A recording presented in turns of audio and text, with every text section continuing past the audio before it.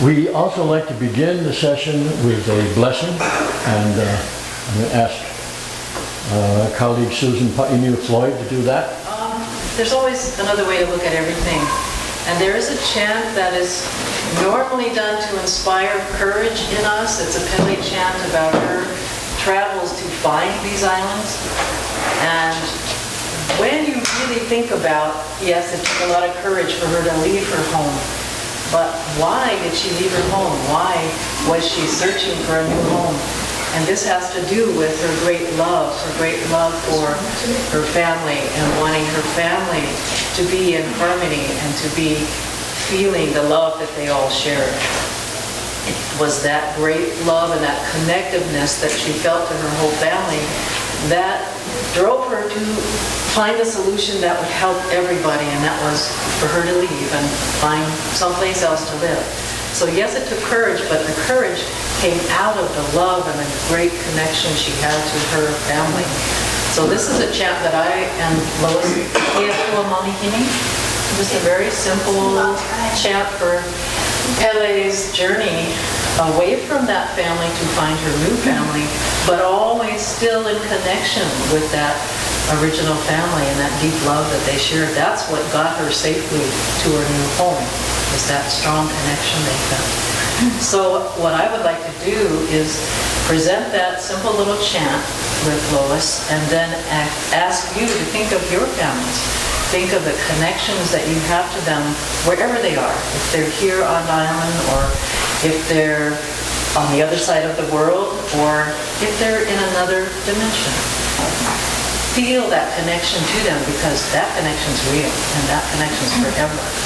And just maybe see if there's something they might inspire you with today in what's going on in your life. Maybe you even have a question. So in this simple moment of listening to the chant of Pele's journey, think of your family and your connectedness to them, and see if they can't help you in your life today.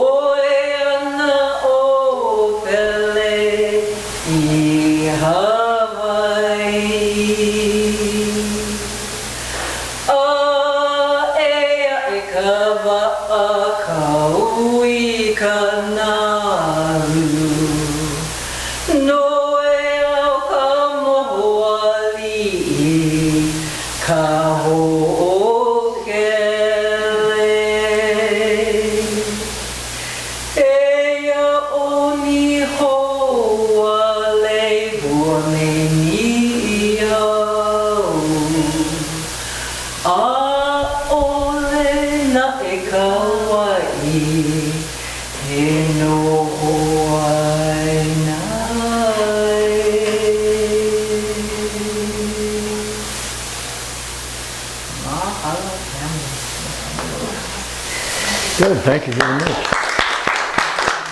Susan and Lois are teachers of Aloha International.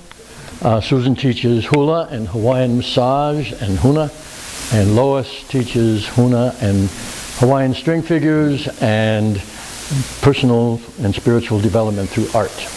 Okay? Just to let you know who was up here doing that. Okay. We like to begin our talk with a story. So that's what we'll do. If I can, okay.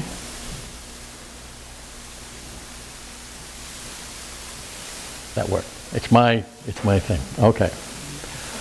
Ikawa kahiko, mamua loa, okapena kuki.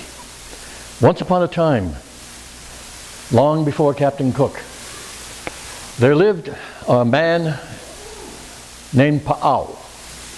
And Pa'au he was a priest, and he came from some part of the South Pacific. There are different stories about where.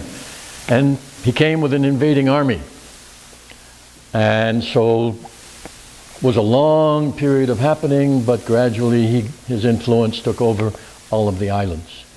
He brought a number of different kinds of innovations with him. One of them, which the islands had not had before this, was human sacrifice. Now, the story that we're going to tell is not really about Pa'au. It's about one of the temples that he had constructed. The temple used to be very, very famous here on this island, called Waa Hula. And Waa Hula means red mouth. And probably it was named that because it was a temple that specialized in human sacrifice. Now, this temple was located, if you know this island at all, it was located on the south, on the coast. We used to have, a subdivision called Royal Hawaiian Acres. It was inland, rather, Mauka, of Kalapana. And nobody lives there now, because over several series of lava flows, the whole town eventually was destroyed. And then Kalapana itself, the village of Kalapana, was destroyed. But for for hundreds and hundreds of years, even though it was in the line of the flow, Waa Hula Temple, the lava would come down the cliff and go right around it, time after time, until one day, August 11th, 1997, the flow came and just poured right over Waa Hula and covered the whole thing up. Okay? So there's nothing there anymore that resembles a temple or any traces of it anymore. Okay? Don't know why. It seemed to have a lot of magic for so many years, and then it seemed to have lost its magic on that day for some reason. Well, the story we're going to tell is really about far, far in the far distant past, when it was still an active temple. And the priest there, because it was a temple of human sacrifice. Now, human sacrifice happened there a lot, but it didn't happen all the time. And yet, when it was time to get a human sacrifice, there was not necessarily anybody around. That was a problem. They had mainly two sources. One was a chief who was defeated in war. Whoever controlled the temple, whatever chief that was, if he conquered another chief or some member of the family in the war, that person could be used as a human sacrifice. The other thing that would be used there was a slave caste in those ancient days. And so sometimes they would send one of their executioners. The executioner was called Mu, M-U, because it means the silent one. And they did their killing silently, from behind, generally with a club. But so the Mu would go to this area that was reserved for the slaves and sometimes pick out a human sacrifice from there. When there were no humans available, they would sometimes substitute a pig. That's why in some parts of the South Pacific, a human being was called a long pig. Okay? And then there was, sometimes they would substitute a fish. That happened too. But Waa Hula, they always preferred to have a human. So the priests of Waa Hula invented a very clever way of getting more human sacrifices. They declared, because the priests had this power, they declared a kapu. Now, kapu doesn't only mean forbidden, it means sacred, and sometimes it meant a law that either the priest made or a chief would make. Okay? And there were a lot of traditional ones, but there were a lot of arbitrary ones as well. So these priests created a law that said the smoke from the fires around the temple at Waa Hula were sacred to the god that they worshipped. And if that smoke touched someone, that was a sign from the god that that person was picked for human sacrifice. And so in that area, they had the winds coming very often would come from Waa Hula one direction, coming from the trades, and the other direction from the Kona winds. They usually found somebody. So the Mu was the person who he would lie in wait, watching to see who the smoke would touch, and then he would come up behind them and kill them and take them to the temple as an offering. Now, unlike some people in different parts of the world, the Hawaiians were very neat people, and so they did not cut somebody and have all the blood spill on the altar. Okay? So the person would be killed and prepared before being placed on the altar. And in the Hawaiian way of thinking also, the priest didn't eat the person, but it was the aroma that the gods would eat, not the material flesh. Okay? So they would put it up there for a while, and then they would take the body away and bury it. Okay? So anyway, that was the practice of Waa Hula Temple. Well, during the time of this story, there was a young chief called Kahili. He was the son, let me explain a little bit for those of you who don't know. There was an aristocracy. That's one of the things that Pa'au introduced. And in the aristocracy, they were called ali'i. But ali'i can also be translated as chief. So often, even though the person truly wasn't a leader in charge of anything, they were often called chiefs just the same. The Hawaiian word was ali'i, and it could refer to them being part of the aristocracy or being an actual chief.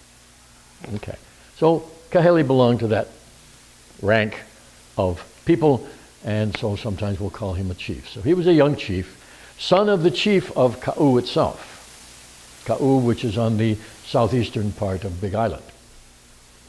Well, he decided to go on a kind of a walkabout.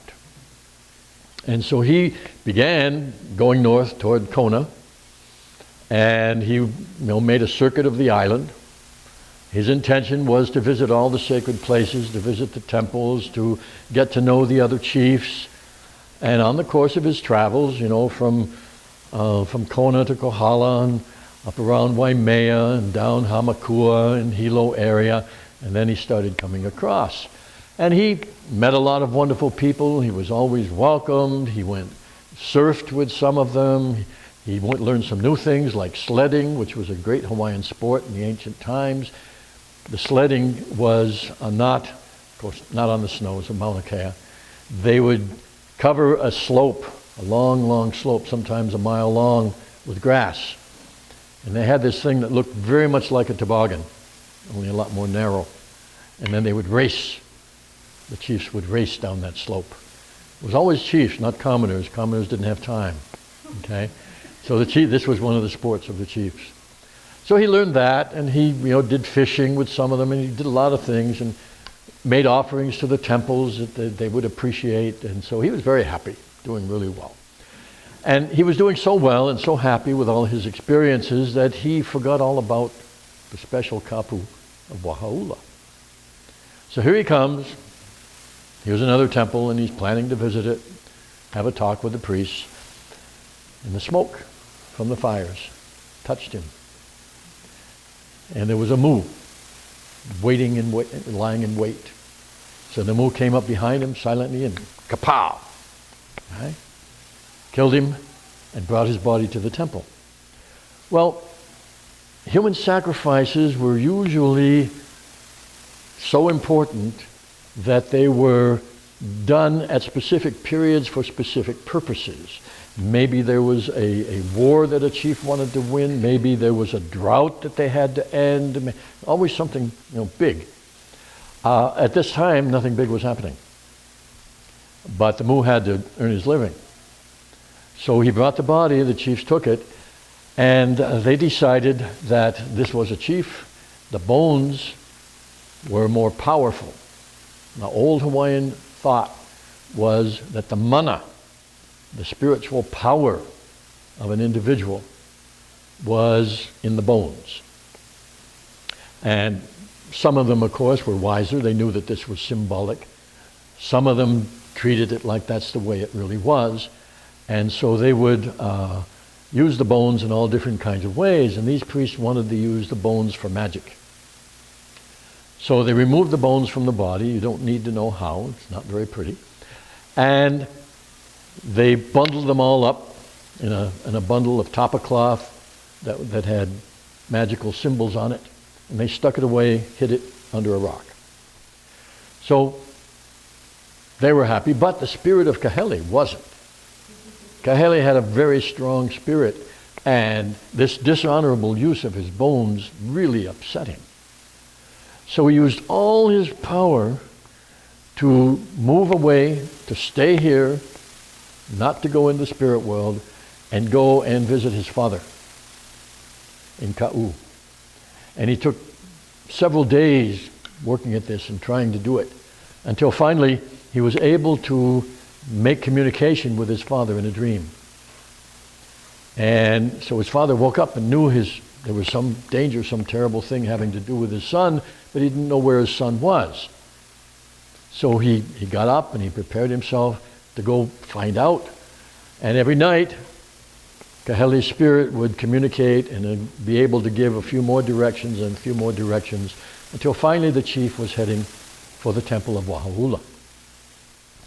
Now, he came a long way, and so he stopped to rest and spend the night. But that night, the spirit of Kahili told him that he was in great danger. And so he woke up in the morning, and the danger was clear, what it was going to be. So he woke up in the morning. And this morning, there were no fires. There were fires, but the smoke wasn't going inland at all. So he's walking toward the temple kind of casually, but before that, I have to say, when he first woke up, he went and found a kukui tree. Now, these are kukui nuts. And kukui means light. And one of the reasons it means light is because the seed inside is very oily. And in the ancient times, that seed was used for lamps and torches. But it was also used for oil. And so what the chief did was he found the kukui, he took a rock, a piece of real hard basalt that was in the area, and he opened the nuts, and crushed the seeds into a mash, and then he chewed it. They would do this sometimes as fishermen, and then spit the oil on the water so it would make a clear window. But he did it this time, chewed it, and then put the oil all over his skin. So then he's walking casually toward Waa Hula. And here comes an olohe. Now, an olohe was the word means destitute, penniless, and sometimes the term was given to people who were either cast out of the community or had committed crimes and escaped. But they were also known for being specialists in a martial art of Hawaii called lua. And lua somewhat resembled karate, and it was called the bone-breaking art. It still exists because it was handed down through certain people, but it was a very highly skilled art. So here comes the olohe, very confident, very skilled, and expecting, he comes up against this chief, and he may have been working for the Mu to get humans when the smoke wasn't right, but he did belong to a bandit group that was in the area and would prey on lonesome travelers. So he challenged the chief, but he didn't know that the chief was also an expert in lua. Okay? That's why he knew how to oil his body. And so they had a fight. It wasn't an easy fight. It was a fierce battle. And they battled all day long, back and forth, one coming up and the other one coming up, until finally the chief was able to use a move that the olohe wasn't familiar with. Got him into a corner of a crevice in the lava, broke his bones and killed him. He was a bandit, and the chief was performing a good service for the community, is the way they thought in those days. So then by this time it was night. So he came to Waa Hula Temple quietly and silently and hid, and then waited for his son to appear somehow and give him some direction. And when it was very, very late at night, the spirit of Kahili was able to appear as a ghost. And the ghost signaled, he couldn't talk, but he signaled to his father and to follow him. And the father followed the ghost over to where the bones were hidden under the rock. Very quietly he raised the rock and took out the bundle of bones and left the temple area and went all the way back to Ka'u, where he buried them in the secret family burial cave, which all the high chiefs had in those days. And the spirit of Kahili was very happy, and now his bones had not been dishonored, and he was able to enter the spirit world in peace. Pipiholo ke ka'au. So goes the story. Now we're going to take off from that into the substance of the talk discussion that we're going to have. And this discussion is called, the title of it is Power Hits and Love Bites. And what we're talking about is behavior. And we're going to give you a different understanding, a different way to look at human behavior. There's lots of different ways. In this particular viewpoint, human behavior can be said to be governed by a search for pleasure and an avoidance for pain. It's possible to look at all human behavior and see these two factors operating in everything that people do. There are three kinds in this viewpoint, there are three kinds of pleasure and three kinds of pain. Three kinds of pleasure that people seek, three kinds of pain that they try to avoid. The first kind of pleasure and the first kind of pain are common to everybody everywhere. This is the pleasure that is received from relaxation, especially after tension. And the pain is the pain of tension itself. Okay? And this viewpoint that says, all pain comes from tension, essentially, and all pleasure basically involves relaxation. But those are so common to everybody, everywhere, we're not going to talk about that. We're going to talk about the other two, or four things. One type of pleasure is the pleasure of feeling effective. Now you notice I'm not saying the pleasure of being effective. That's very different. Somebody can be effective by all the standards and everybody else's understanding of it, but not feel effective. So in order to feel the pleasure, a person has to feel effective, that they are able to or have done something. We'll talk about what. And the pain is the pain of helplessness. It's now these are emotional, the feeling of helplessness, okay? Not being helpless, but again, the feeling of helplessness. So these are emotional pleasure and emotional pain. The other one is the feeling of being connected. And the pain from that is the feeling of isolation. So these are emotional pleasures and pains. These are the ones that really play the strongest part in motivating specific behaviors. The feeling of effectiveness is associated with the feeling of being powerful. And the feeling of connectedness is associated with the feeling of being loved. Okay? But the primary thing is effectiveness and connectedness. Now, when we start looking at what happens in the feeling of connectedness and effectiveness, we'll start a little bit with that, because this carries us into what the specific topic is. I'm going to make up some percentages about human beings in general, okay? These percentages are made up, but they can help to make things clear what I'm trying to say. I don't know of... Oh, before I say that, I'm going to use some other words for the effectiveness and the esteem, because they are dependent, the degree of effectiveness you feel and the degree of connectedness you feel are directly related to the degree of confidence you have and the degree of esteem you feel for yourself. Okay? So there's a direct relationship there. Now, I don't know anyone ever or now who has 100% confidence and esteem in all areas of life. And so we're not even going to talk about that. We're going to go down to 75%. However, I think 75% is so exceptional that we're not going to talk about that either.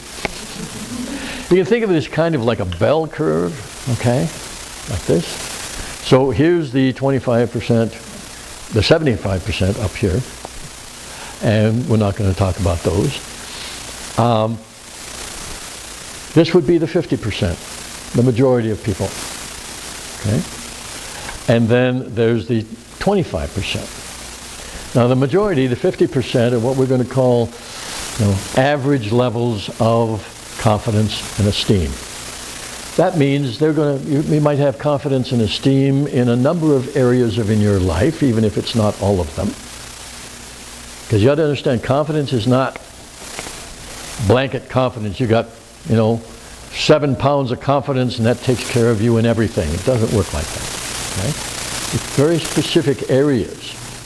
You can have confidence and esteem or not in health, wealth, happiness, success, to name the 4 major categories. Okay? So they can be at different levels. But the 50% of people, have a fairly, not even, but not too far from each other range of that. And the same is true for the feelings of helplessness and isolation. Sometimes you feel more isolated than other times, and in different areas. But the thing I want to talk about is the concept of a power hit. Now, a power hit is what I call the kind of burst of pleasure you feel from doing something effective. There are a number of things. I may not list them all, but it can be something, simple things. It can be finishing a task, solving a problem, a resolution of something of any kind, even if you're just witnessing it, winning a game. There's lots of different things that we do that give us this feeling of a little burst of pleasure. It might be some of them so small, like we don't hardly tie shoelaces anymore, but you put your slippers on them, the right feet, Hey, you did it, all right. Doesn't have to be great. Or there can be things you do that give you such a sense of pleasure, like solving some big problem or huge resolution of something that you've been waiting for, like peace on earth. And, you have this tremendous burst of pleasure. Okay? It can lead into bliss. It can transform you. But all of these are power hits. The pleasure only lasts for a certain amount of time. And it's possible, a lot of people do this, you can not maintain it, but recreate it with good memory. So then you start remembering the good things, and so you can get a lot of that feeling back again. The other side of it, okay, in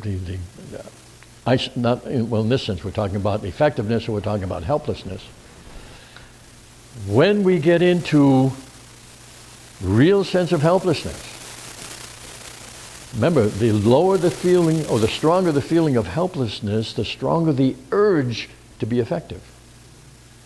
And this is what leads to some real distortions in people's behavior. So this happens on the 25% of the people who have very low confidence and esteem. And they'll seek to get that effective pleasure in all kinds of different ways. Now, for the 50%, they do some of these ways, but not to the extremes. Criticism is a popular way to feel effective in a little way. And somebody else losing that you don't like, whether it's a football team or baseball or something else, or somebody doing a game or something, if the more you don't like them, the more pleasure you get when they fail. Okay, that's one type of pleasure. There's a lot of these little things. There's the pleasure of gaining knowledge and giving knowledge.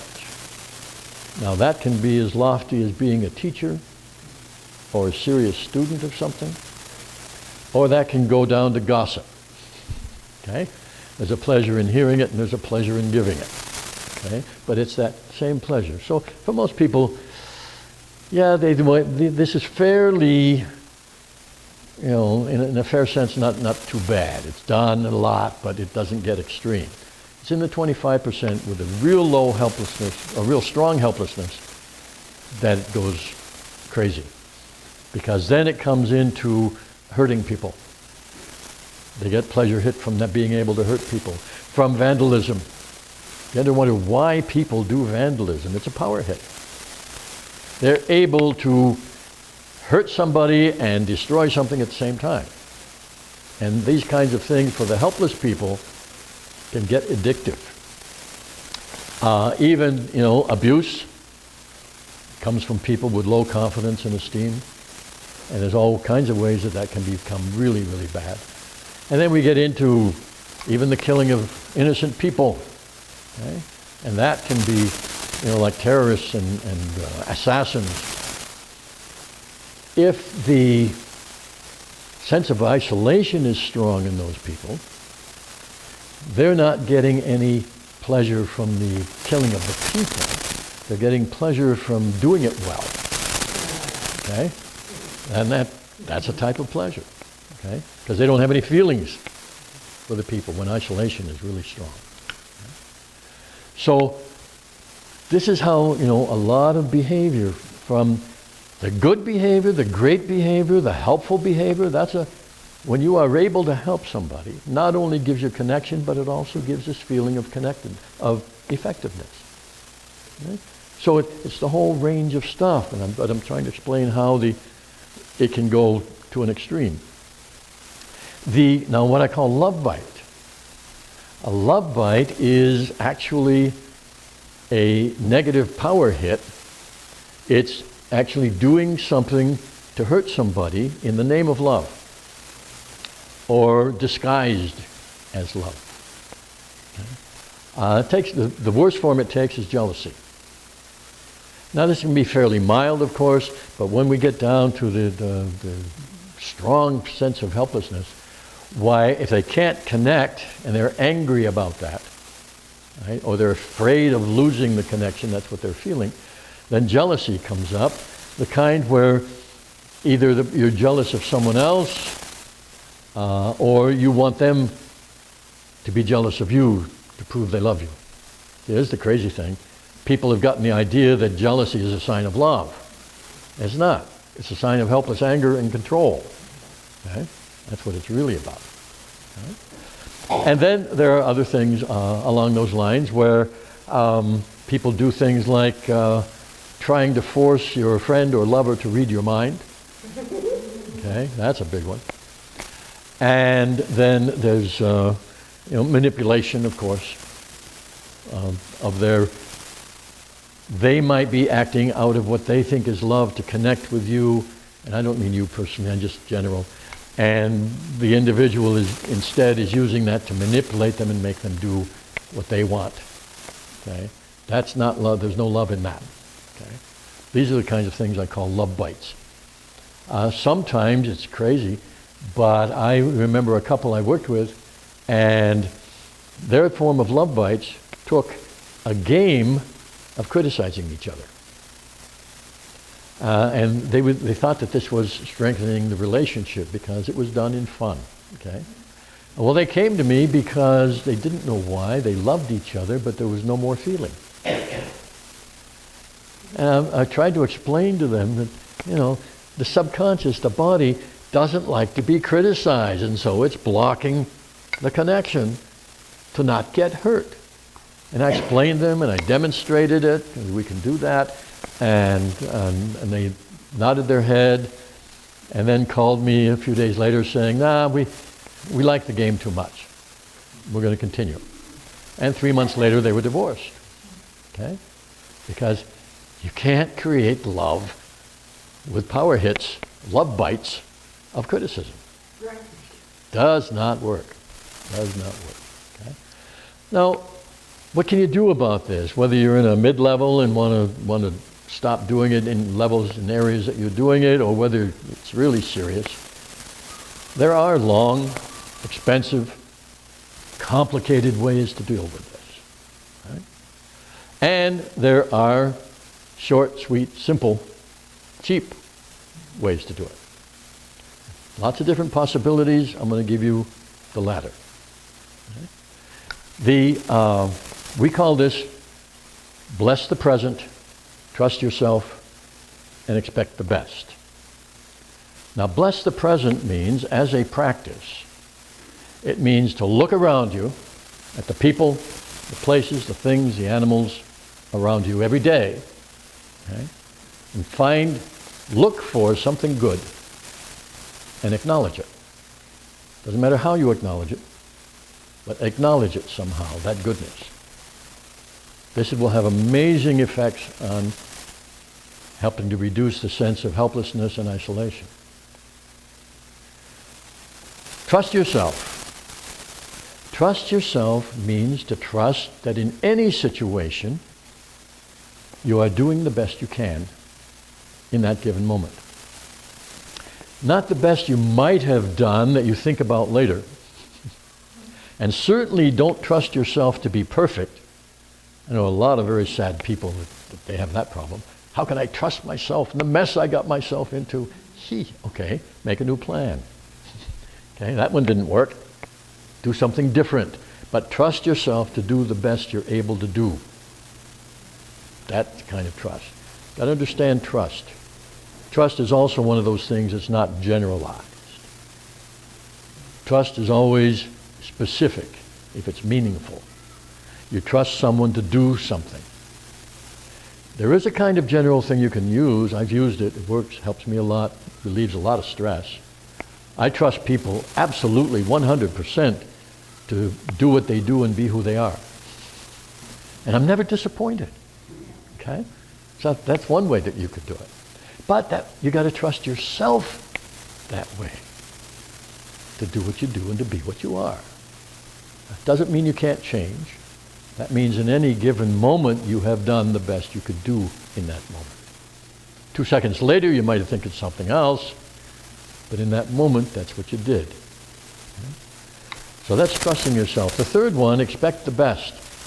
And that's really simple, because if you expect the worst, no doors open for you. Except you're going to notice the worst stuff and interpret stuff that way. If you expect the best, you don't know what's going to happen. None of us do know what's going to happen.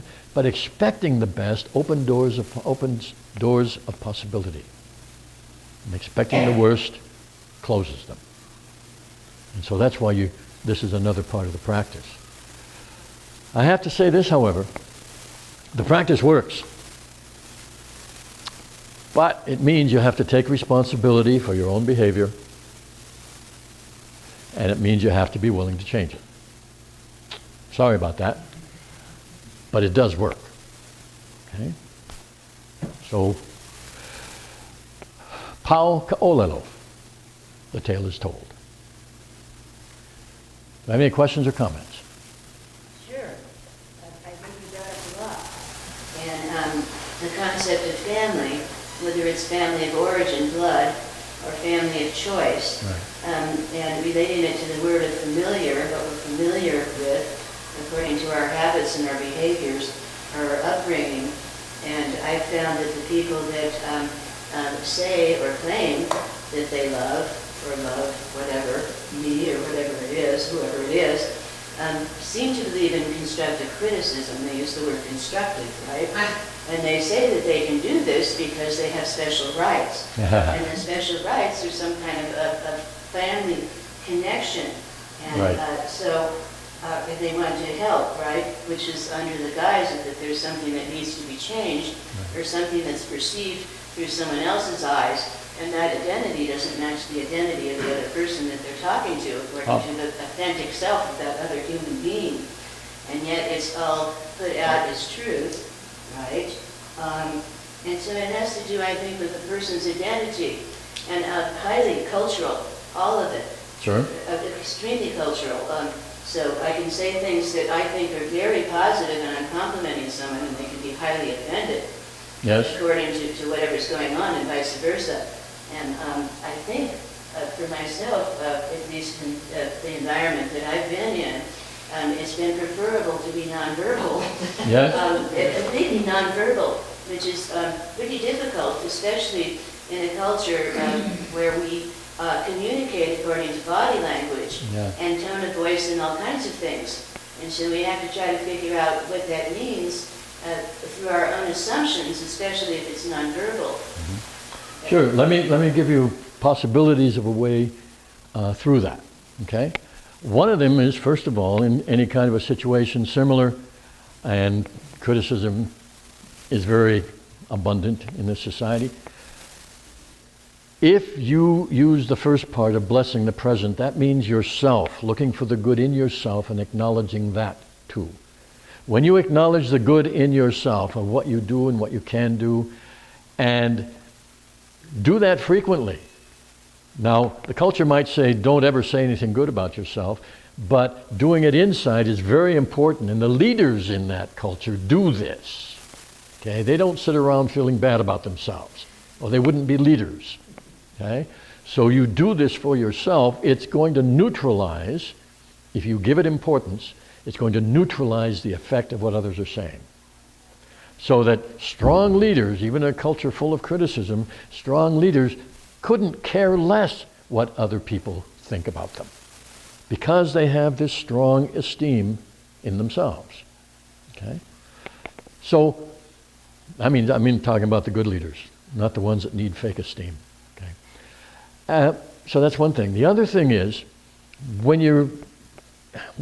it is not feasible to compliment someone outwardly, face to face to them. There's a lot of cultures in Europe that have this even worse than anybody can find here. Compliment them silently. So you don't have to be nonverbal in the sense of speaking out loud, yes, but you don't have to be nonverbal in the sense of speaking silently to them. Because their subconscious, I can tell you, and there are ways to demonstrate it, their subconscious will be aware of that, and regardless of the culture, the body or the subconscious loves appreciation. It loves it and it craves it. And if you give it silently, you're going to bypass what we call the analytical mind, which will give all kinds of reasons why it can't accept, or it's wrong, or it's bad. It's going to bypass that. And the other part is going to say, oh, God, thank you. Okay? It's powerful. It's powerful. Anything else? I have a question when you're talking about like the power hits and love bites, and you're talking about manipulation. And it's just something that I've looked at, and I'm kind of like, oh, isn't it just like a part of everything? Or, I mean, just looking at different, even like I work with clay, sometimes they manipulate the clay in order to make something. Yeah, let's look at the word. Okay. When the word manipulation is applied to human beings, it means getting them to do something they don't want to do. It is not, I mean, this can happen with clay if you're trying to make it do something it doesn't want to do. Okay, right? In the origin, it just simply means to do something with your hands. But the way it's used, the way the term is used, it means getting someone to do something they don't want to do. Helping someone to do what they want to do is not manipulation. Okay? That's help. Okay? Even whether you're helping them silently or out loud, if you're helping them do what they want to do, that's help. Manipulation is when you're trying to divert them into your purpose that has nothing to do with theirs. Okay? So if you keep that clarity, you won't have any trouble with it. I'm I missed the part about I'm so verbal and I'm resisting what I'm hearing. Do you mind repeating why giving silent appreciation? Okay, because telepathy is a fact of life. It's not something we believe in. Okay, I don't believe in air. I breathe it. Okay? We have this communication that goes on through our, what you might call, if you want to think of it in a more practical way, it's through our emotional field. We have it with animals, and we have it with plants, and we have it with people. And when you think a focused thought about someone, this message gets transmitted and they pick it up. Okay? And if they like it, they'll keep it, and if they don't, they'll ignore it. Unless they're in the 25% where they're already feeling terribly helpless and vulnerable. But for the most people, they'll pick it up and they will appreciate appreciation, even when it isn't out loud. So this is what we operate on when we're talking about this. It's a way to bypass the conscious mind's beliefs and rules about expressing appreciation. Okay. Anything else? We can have questions or announcements while we're waiting for this to go around. Yes? I just have a comment that happened this morning.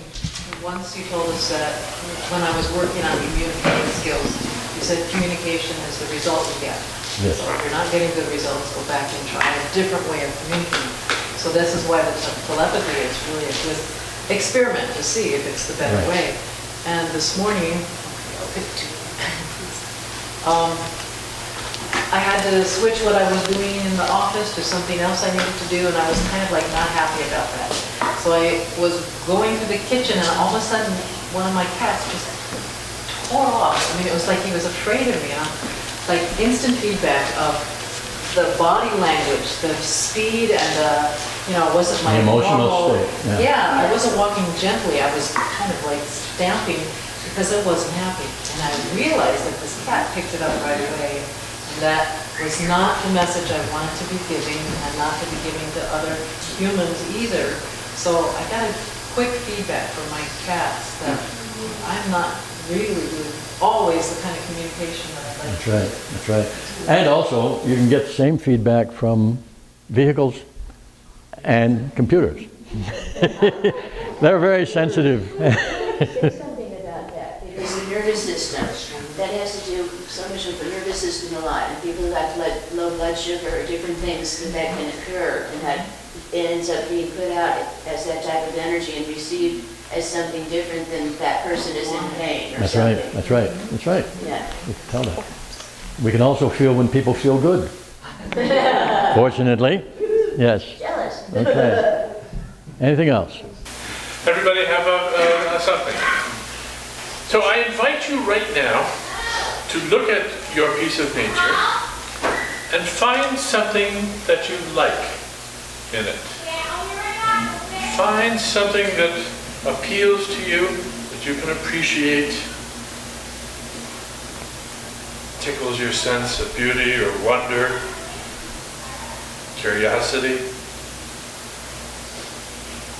And when you've found one thing, find a second thing.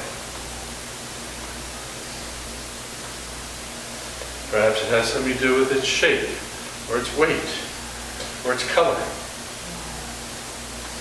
or something deep inside. And when you've found that second thing, find a third.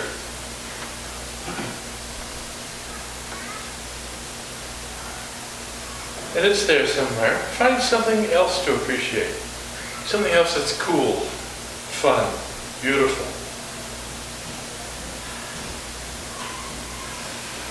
And now I invite you to close your eyes and to find something really cool, neat, beautiful, fun about you.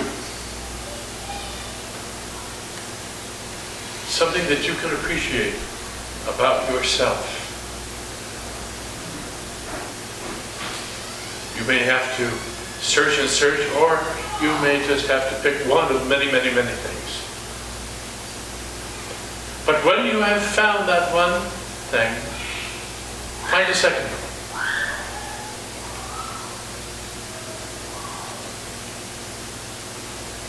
Something wonderful about yourself, or interesting. It may be on the surface, it may be deep inside. And when you've found that second one, find a third. Something else to appreciate about yourself. Something else that's interesting, cool, neat, good. And now think of someone that you like. Somebody that you enjoy. And once again, find something in that other person that you really appreciate, that you really like, that you feel good about.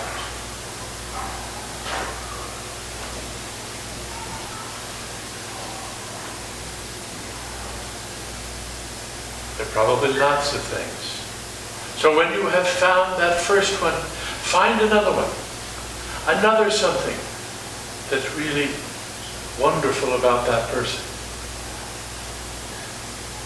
Something that you really enjoy about that other person. And when you've found that second one, find a third. Something else that you really appreciate about that other person.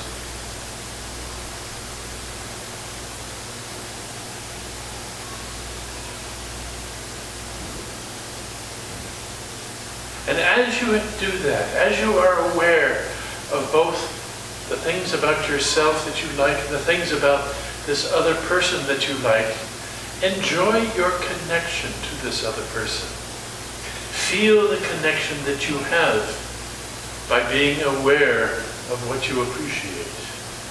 Notice how that appreciation increases your sense of connection.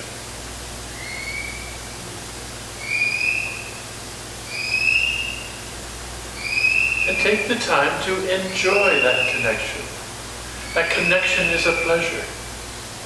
That connection makes you feel good. So appreciate feeling good, being connected to this other person.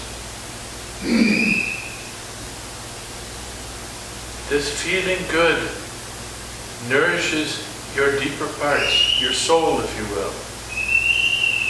So allow yourself to be nourished by the pleasure of this connection.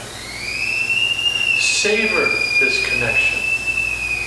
And let this feeling of pleasure, of connection, fill your whole body. Let it relax everything and just be able to feel that pleasure everywhere. Feel it in your face, in your head. Feel that pleasure in your chest, in your shoulders, in your arms, in your hands. Feel that pleasure in your back, all the way down to your bottom. Feel that pleasure in your belly and your hips. Feel that pleasure in your legs, all the way down to your toes. Let your whole being be filled with this pleasure. The pleasure of connection, the pleasure of being alive. For it is the same. So enjoy this moment of being alive, of feeling good, of being connected. And remember this feeling. And come back to it whenever you need to.